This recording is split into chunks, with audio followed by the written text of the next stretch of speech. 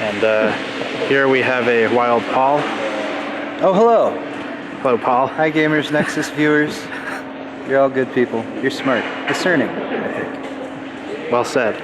I'm just But trying you're to not kiss as up. smart as Steve, and you never will be, so stop even trying. I'm sick of it.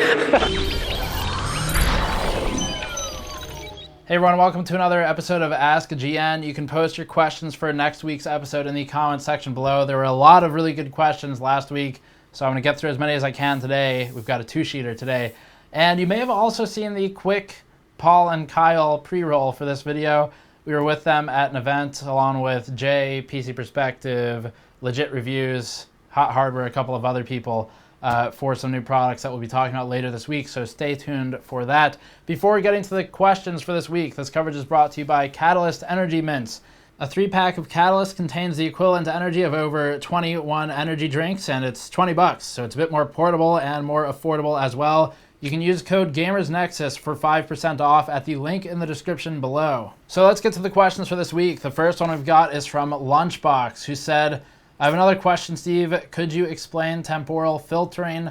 I know Watch Dogs 2 uses it, and I hear that PS4 uses it, and Xbox Scorpio uses it, but I don't fully understand what it does. And that explains just about every graphics setting that has ever come out. Even when you understand what these things normally do, it tends to change from game to game because developers have different definitions and they have different execution of the technologies. For these titles, for Watch Dogs and for previously Rainbow Six Siege, which sort of introduced this version of temporal filtering, I've got some information for you. The basics are that with Rainbow Six Siege, temporal filtering, as it does with Watch Dogs, was supposed to improve your performance, and it does so at the cost of some graphics quality, which is normally how it goes. Temporal filtering is also not the same as temporal anti-aliasing. Temporal anti-aliasing, I think we've talked about in the past in articles on the site, but the very basics of it, temporal anti-aliasing goes frame to frame. So whenever you see the word temporal, it means over time, and in games that often means frame A to frame B. Some kind of algorithm or number crunching happens where it looks at each frame and says, what is the change between whatever I'm doing? And let's just cut out anything that's not changed because that can save processing time. It's the same idea as with delta color compression at a very top level, where you have two frames. Frame 1 has a whole bunch of colors. Frame 2 has a whole bunch of colors in the same space except for maybe however many, couple 100,000 pixels or something like that. And that would be the things you would change, so you don't need to change the rest and save some processing time. With temporal filtering, what they're doing is the way that, let's go the way Rainbow Six Siege does it first. They rendered the game at half of the target resolution. So if your target's 1080, it renders at half of that from the engine side. Comes out of the engine rendered at half that resolution and comes out to your screen at 1080. But before that happens, before you see the image, there's an applied 2-tap multi-sample anti-aliasing to the frame.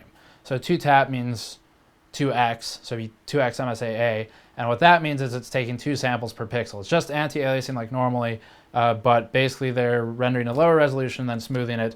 So the idea is better performance, and in theory, not that bad quality reduction. With Rainbow Six Siege, it didn't quite work that way. There was actually a lot of quality reduction, primarily in really fine geometry or primitives in the scene. You kind of lose some quality in small triangles and things like that, polys.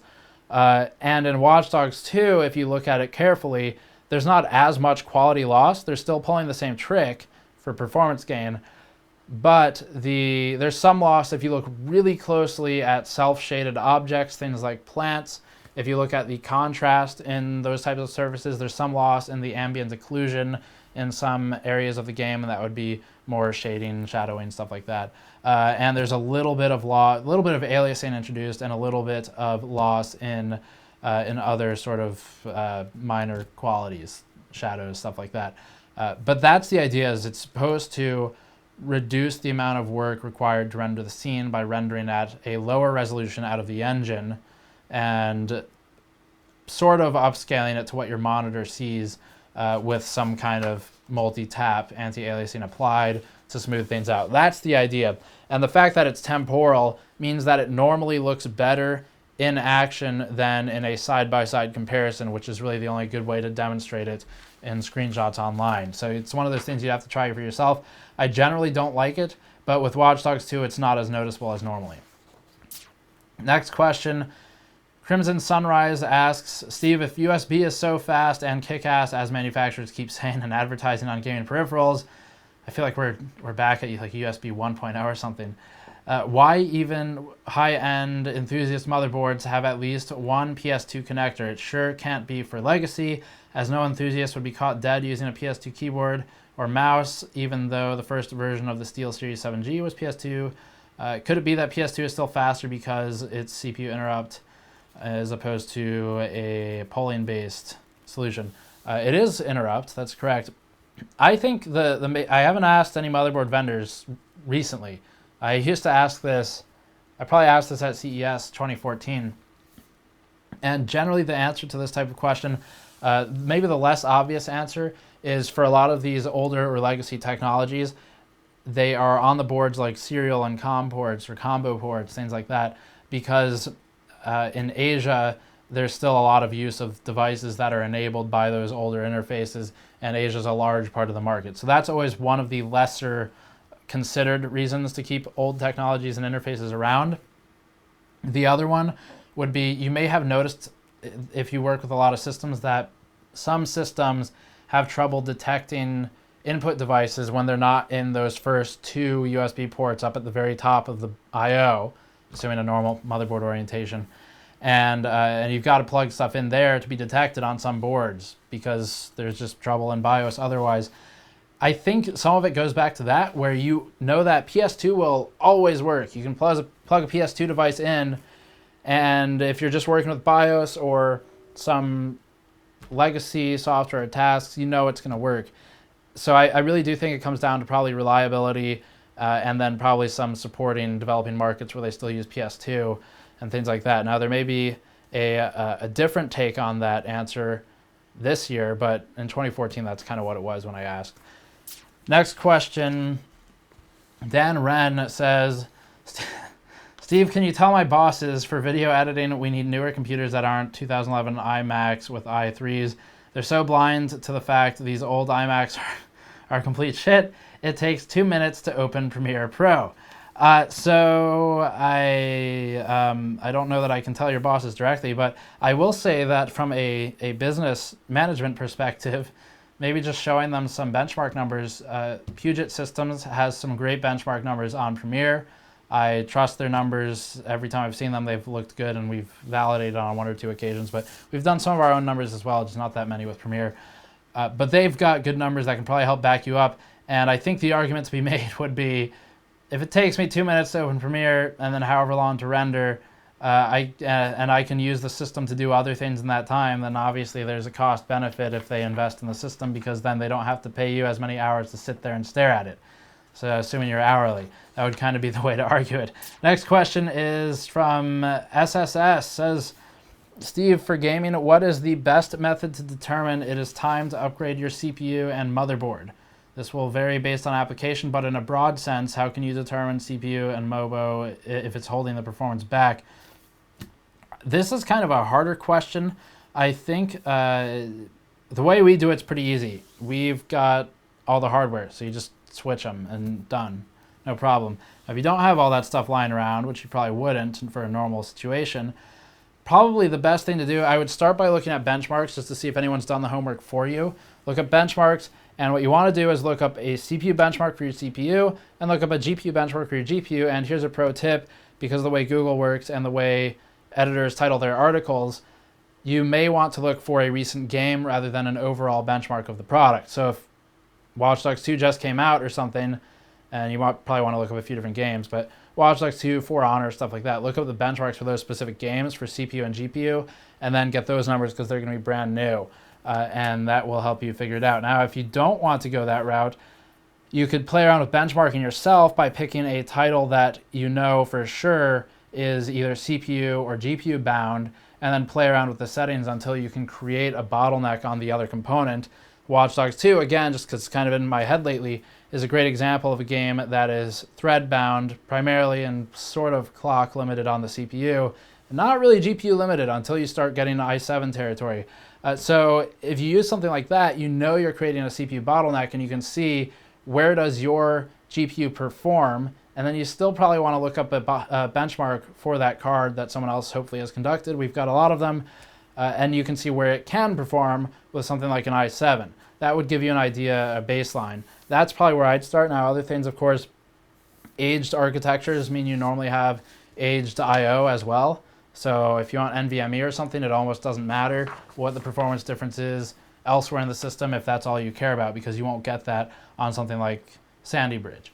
So that's something to consider as well. But basically benchmarking. You create a scenario where you know one component for sure is bottlenecked because you understand the game or someone else has explained it to you. And then you should know how much you're choking on that component, whatever it is. Next question, CROner Gaming says, hey Steve, what is the maximum voltage for everyday using on Skylake? Thank you and keep up with the great content. So in general, it's sort of the same with KB Lake. 1.4 volts is around where I stop feeling comfortable with our testing. I think some overclockers, Der Bauer, I'm pretty sure, has also said 1.4 volts is around where he recommends as a safe maximum. I'm paraphrasing a bit. Go check out his content for more depth on that. But as far as where we are comfortable, 1.4 is my limit. I like to step it back a bit, and this goes back to what we just said in the video shop previously, prior to this one, which is the 7350K review. Temperatures matter a lot more than people give them credit for. I feel like just looking at the comments where people will post timestamps of different benchmarks, temperature is always left out, and that's behavior that I think is not great or is misguided or misinformed. Temperature sort of dictates everything. If you have a great temperature, or if you have an acceptable temperature, it's easy to ignore because there's no red flags. But with voltage, you are directly impacting the temperature of the CPU. A 1.18 to 1.4 volt difference on the core could be 10 or 20 degrees Celsius, 20 in some of our testing with KB Lake, and that's a big deal. That means there's a few things to go over, but one, the more voltage you're putting out into the CPU to stabilize it, the more power it's consuming, so the more heat it's generating. This isn't just a dissipation question, it's a generating question. So more voltage, more watts, more heat. And that means internal case temperature can increase depending on what you're cooling with. And of course, the room ambience can increase depending on the room you're in. So I like to try and keep it as low as absolutely possible, which means that I wouldn't recommend a what's the safe max for the CPU and just set it to that and call it a day.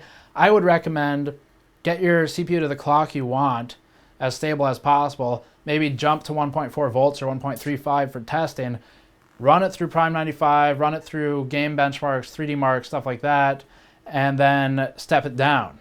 Go to 1.3. Is it still stable? If it is after a few hours, step it down and just keep doing that till you find the correct voltage for your CPU rather than applying a blanket safe voltage, because then you're really just creating more heat than is necessary and burning more energy than is necessary.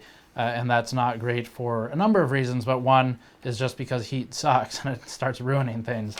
Next question is from Forrest R, who says, Ask GN, does orientation of vapor chambers or heat pipes affect their ability to move energy? Since gravity is used to lift hot vapor and foul cooler condensation, it makes sense that they would be more effective when vertical, yet on most CPU coolers, the pipes are horizontal in a tower PC. Thoughts? Yeah, it's not a huge difference. We tested that ages ago. I don't know if I ever published those numbers, but I tested it back when I was trying to figure out, do we want to test air coolers on an open air bench horizontally or vertically, and does it need to be in a case or not? The conclusion was, for the most part, it doesn't matter. Some coolers care. It tends to matter more if they're much larger, because those things just kind of, the differences show more. Now, there are wicking materials inside of CPU coolers. We've got an animation showing some of this in our TLDR, how do coolers work. So there's actually, there is a, I don't know if I said liquid coolers, there is a liquid inside the heat pipe, let me clarify that, and that liquid goes through a wicking material. So hopefully those are the words I said a moment ago. But the wicking material is going to be sintered, it'll be weave, mesh, composite, one of those things. Composite's kind of a collection of things. Sintered is sort of like a copper powder that lines the inside of the heat pipe and helps with the vapor, the more or less steam that comes off when that liquid in the heat pipe evaporates, or I should say, evaporates is correct. So it evaporates, it goes up the heat pipe, and then orientation for this type of application doesn't matter a whole lot. Now, again, there are probably some really specific CPU coolers where you could prove that statement wrong, but I would have to test them specifically. In general, the answer is no, it doesn't matter. And back to the wicking material, the water vapor goes up the chamber, it hits the top where there's that crimped heat pipe. You'll notice it always comes to a crimped end, condenses at that point because it's cooler up there, and comes back down. And because it's sort of a vacuum in there, the point at which the evaporation and the condensation happens within a heat pipe is much lower than it would happen in sort of an open real world environment in a pot on your stove type of thing. So that's just because the way those pipes are sealed. And then the weave, mesh, sintered copper, composite materials help guide the steam rise and the condensation fall more so than orientation does, because it just kind of trickles through there. So that would be more or less the answer to that question. Cooling, by the way, is where I'm probably the most trained. So if you have more cooling questions, post them. Coalition Gaming, we got a couple left. Coalition Gaming says, and here I thought you guys were local to me, SoCal already, but I had no idea. Oh, this is in reference to last week. Anyway, what's your stance on using multiple AIO loops, GPU plus CPU AIO? How do you feel about expandable AIOs like Alphacool Eisbaer units, upcoming EVGA units, Swiftech, EK Predator, etc.? I think it's nice. Expandable AIO market is growing. So first of all, first question, multiple AIOs I'm fine with and I like using for ours because they're easy to deploy, they're easy to swap out, and we can get rid of them if needed and put something else in there. So we use those, no problem. Next part of the question, expandable ones. I really like EK's sort of quick release system. It's solid. It doesn't really leak anything, and I'm not afraid of it breaking. Alphacools terrifies me. We've had Alphacool's Eisbaer sort of just explode with the spring popping out of if you've had one, it's got sort of two screw points. Only one of them is really meant to be used, but because it's got 2 points where the valves screw together, there's 2 weak points in the system. And we've had that second point break before, and it doesn't leak a few drops. It leaks as much as you let it. So when it busts, you got to hold it up in the air to make sure you're not losing fluid. And then hopefully you haven't lost enough that you have to refill the thing. But there are refill ports on the Eisbaer. Sort of a pain in the ass to do, but you could do it if you had to. So my opinion of that particular product is not very high. I did not like the way the quick release held together. It just is not something I want in my computer. But EK's is good. EVGAs should be Ace Attack quick release, and I'm not sure how good those are because I haven't looked at a finalized version. I've only looked at pre-production. So I'll let you know when I get one. Is this the last? I think this is the last question. Al-Wakkass Mahmood says, hello Steve, TLDR. Oh yeah, this was a long question. So he's got 2 TLDRs at the top. Is it a good or bad idea to put thermal compound on one or both sides of a thermal pad for a laptop GPU die? Second question, thermal pad versus copper shim versus really viscous thermal compound. And then it gives us a deeper dive and says he's opening up an older Toshiba laptop, did some cleaning, took the thing apart, and noticed that the CPU had thermal compound and the GPU had a thermal pad. Didn't have any thermal pads, so he tried to fill the space with thermal compound, and then the GPU was hitting 100 degrees Celsius. So I would imagine the reason that happened is because thermal compound tends to be thin, and thermal pads tend to be a set thickness, and probably there was an air gap in there because you weren't making contact to the heat pipe. That would be my guess. As for what I would do, copper shims are always going to be the best. I had paused there to think about it, but I'm pretty confident in that they will generally always be the best if you can make it work. Copper is not a deformable material when it's in the form that we need it to be in to serve as a heat sink. So that means you've got a problem with a laptop because you've really only got so much space to play with and it's meant to go back a certain way. So if copper doesn't work because it's not exactly the right size, then give up on it. Don't try and force it and break all the stupid plastic clips that are terrible. The alternative, of course, is a thicker pad. Now, thermal pads, you want them to be as thin as possible because the interface is not great compared to copper.